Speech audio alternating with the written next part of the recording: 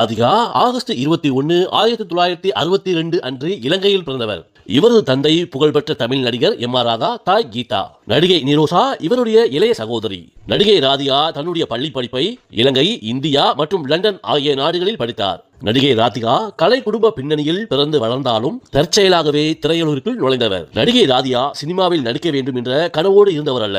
இயக்குனர் பாரதி ராஜா தன்னுடைய படத்திற்கு புதுமுகங்களை தேடிக் கொண்டிருந்த போது ராதிகாவை ஒரு திருமண விழாவில் பார்த்தார். அப்போது ராதிகாவுக்கு சரியாக தமிழ் பேச தெரியாது. ஆனாலும் ராதிகாவின் துருதுருப்பான கண்களும் முக பாவனைகளும் பாரதி ராஜாவுக்கு பிடித்து போகவே கிழக்கே போகும் ரயில் திரைப்படத்தில் நடிக்க வாய்ப்பு கிடைத்தது. அந்த சமயத்தில் ராதிகாவுக்கு வயது வெறும் 15 மட்டுமே. பாரதி ராஜாவிடம் ராதிகா தன்னுடைய வயதை மறைத்தே அந்த படத்தில் நடித்தார். படம் வெளியான பிறகுதான் அவர் ஒரு பள்ளி மாணவி என்பதே பலருக்கும் தெரியும். ஆரம்பத்தில் நடிகை ராதிகாவின் நிறம் மற்றும் உருவத்தை பார்த்து இவர் ஒரு கதாநாயகியா என்று கேட்டவர்களும் உண்டு.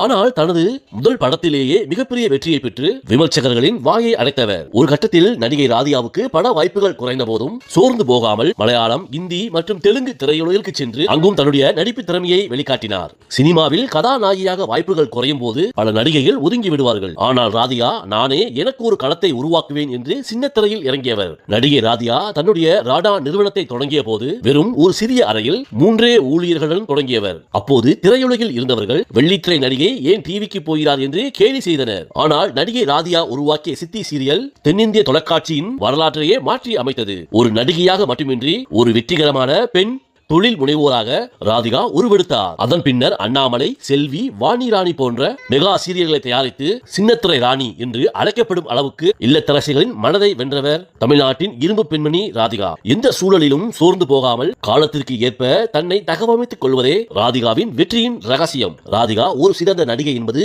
எல்லோருக்கும் தெரியும். ஆனால் அவர் ஒரு மிகச்சிறந்த டப்பிங் கலைஞர் என்பது பலருக்கும் தெரியாது. மணிரத்னத்தின் காலத்தால் அழியாத மௌனராகம் திரைப்படத்தில் நடிகை ரேவதிக்கு குரல் கொடுத்தது ராதிகா.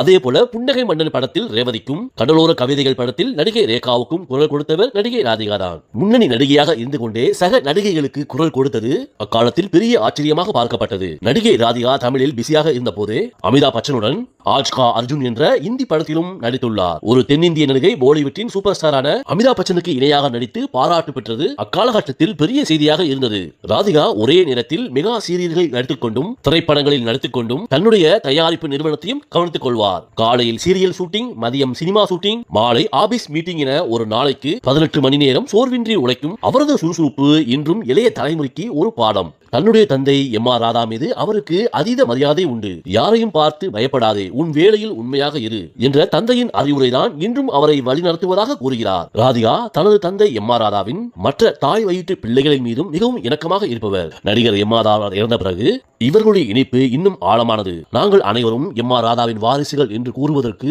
பெருமை கொள்கிறோம் என்று அடிக்கடி கூறிக்கொள்வாராம். ராதிகாவின் தனிப்பட்ட வாழ்க்கை பல ஏற்ற தாழ்வுகளை கொண்டதாக இருந்தாலும் 2 திருமணங்கள் தோல்வியில் முடிந்த போதும் சமூகத்தின் விமர்சனங்களுக்கு அஞ்சாமல் தனது மகளை ஒரு ஒற்றை தாயாக நின்று வளர்த்தவர். பின்னர் நடிகர் சரத்குமாருடன் இணைந்த போது சினிமா மற்றும் அரசியல் என இரண்டிலும் பக்கபலமாக நின்றார். இன்று வரை திரையுலகில் நடிகை ராதிகா அயல் லேடி என்று அழைக்கப்படுவதற்கு அவருடைய மன உறுதியே காரணமாகும். நன்றி, வணக்கம்.